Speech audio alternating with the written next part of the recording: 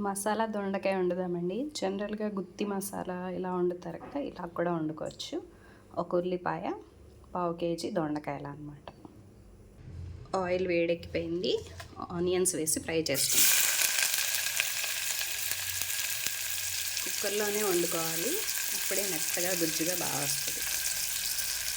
ఇందులో కావాల్సిన మసాలా గసగసాలు, లవంగాలు, ధనియాలు, జీలకర్ర, కొద్దిగా ఎండు కొబ్బరి, ఇంకా చెక్క.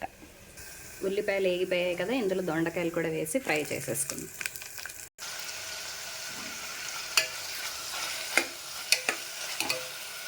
ఇప్పుడు దీన్ని మగ్గబెట్టుకుందాం, ఈలోపు మసాలా పట్టుకుందాం. ఈ అల్లం వెల్లుల్లిపాయ పేస్ట్ని కూడా ఈ మసాలాలోనే కలిపేస్తున్నాను. ఏదో కుక్కర్లో వేసేసాము మగ్గిపోద్దలు అలా కాదు, బాగా అంటే బాగా ఫ్రై చేసుకుని మగ్గబెట్టుకుంటేనే దీని టేస్ట్ అనేది బాగుంటుంది. ఇప్పుడు ఇందులో మనం ఏదైతే రెడీ చేసుకున్నా మసాలా వేసేద్దాం. మసాలా వేసేసి మళ్ళీ కొద్దిసేపు మగ్గబెట్టుకుందాం తిప్పేసుకుని.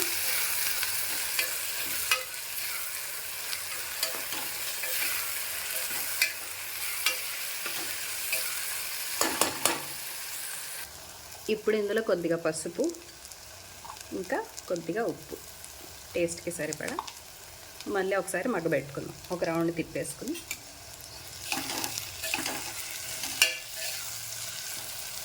అలాగే ఇందులో టేస్ట్కి సరిపడా కారం కూడా వేసుకుందాం. ఇప్పుడు ఇవన్నీ కలిపేసి ఒకసారి తిప్పుకుని వెంటనే నీళ్ళు పోసేయకుండా ఒక 3 నిమిషాలు ఇలాగా స్లో ఫ్లేమ్లో వదిలేసేయాలి.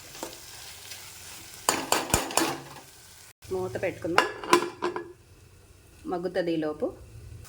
ఈ రకంగా మగ్గింది కదా, ఇప్పుడు ఇందులో ఈ మసాలా వాటర్ ఏదైతే ఉందో అది వేసుకుందాం.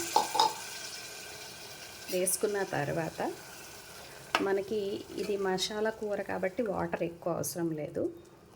ఇప్పుడు దీని మీద మూత పెట్టుకొని ఒక 3 విజిల్స్ వేయిద్దాం. ఇప్పుడు ఈ కూర అనేది అయిపోయింది, ఆపేద్దాం.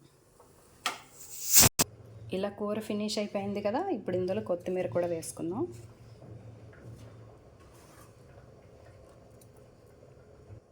చూడండి ఎంతో రుచిగా ఉండే దొండకాయ మసాలా కూర రెడీ.